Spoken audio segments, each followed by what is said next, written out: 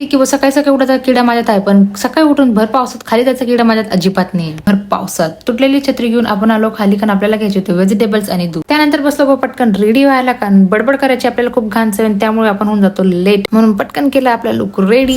आता आपण आलो शूट साठी आणि येस पुरा रेस्टॉरंट खाली घालून आपण शूट साठी आता चूज केलंय की जेव्हा कोणीच प्रश्न राहणार.